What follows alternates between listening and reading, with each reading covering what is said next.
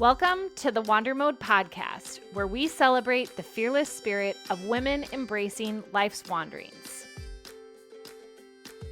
Where every story is a spark of inspiration and reminds us that sometimes the most beautiful moments happen when we simply embrace wherever the journey may lead.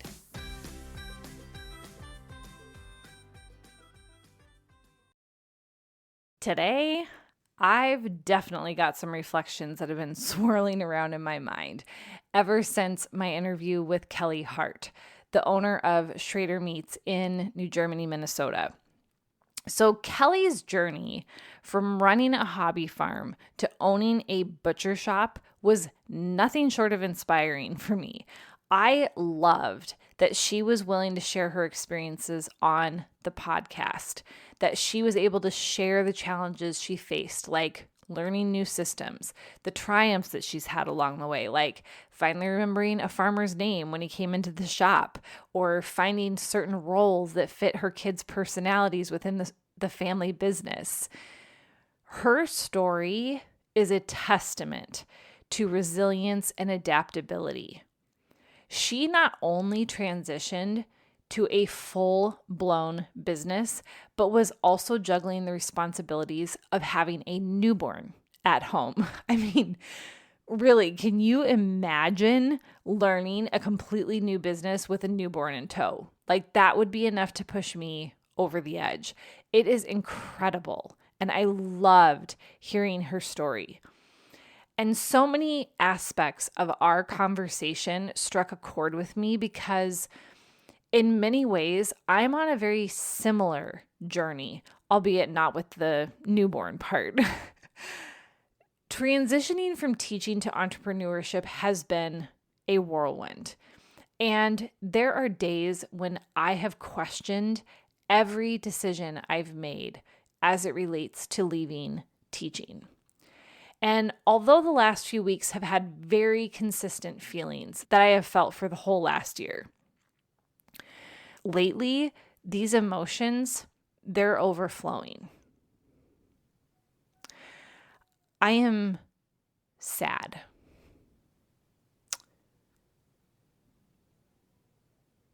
I miss my people. And I'm feeling a little lost.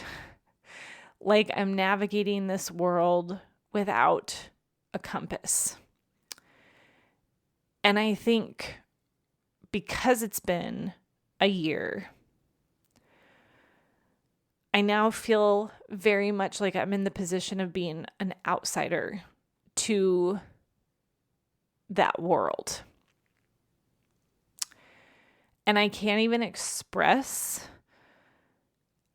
the heartbreak that comes with that feeling for me. And that will definitely be a conversation that I will expand on in another episode and not necessarily in this one. But as I listened to Kelly explain the different aspects of her business, I understood what she was sharing so much. I too have days where I am exhausted by the idea of needing to learn another thing. I too have nights where I can't shut my brain off because if I get just one more thing done, if I just do this next thing, it's going to help the business move forward. I too have those moments where I am motivated to crush my plan for this business. And then the next second, I am sitting here questioning all of my decisions and wondering whether or not it's worth it to remain consistent. But I know without consistency that there is no dream. There is no reaching the point where some things become easy like systems. There is never that moment where I'm going to recognize that farmer's name if I don't keep going. So I keep putting one foot in front of the other, chasing that dream. Yes, even when the results aren't fully evident yet. And why am I able to do that? Well, Kelly and I talked about the importance of community. For her, connecting with local farmers to source quality products is crucial. But beyond that, having the support of the community is actually what allows her business to thrive. It is about knowing that there are other people that you can rely on, people that understand your business and want to be connected to your business, but also people who understand the struggles and triumphs and come alongside of you and support you through that. And this really got me thinking about my own sense of community. When I was a teacher, I had this built-in support system.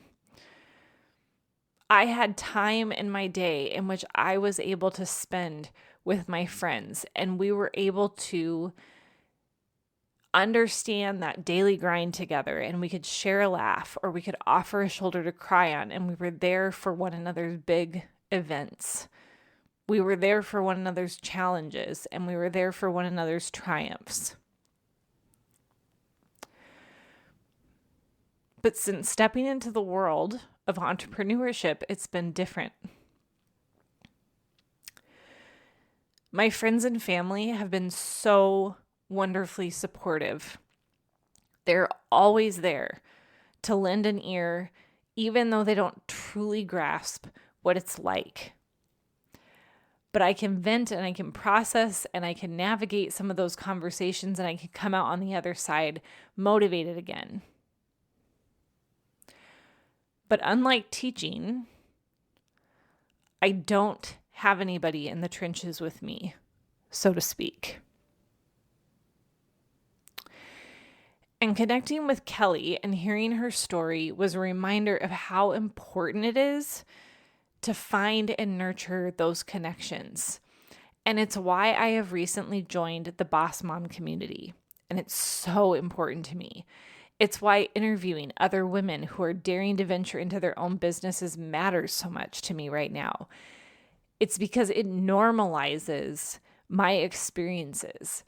It makes me feel seen and understood in the same way that I felt seen and understood as a teacher, as a friend, as a colleague, as a woman. Outside of entrepreneurship, community has also been a critical part of my journey in motherhood, just as it's been for Kelly.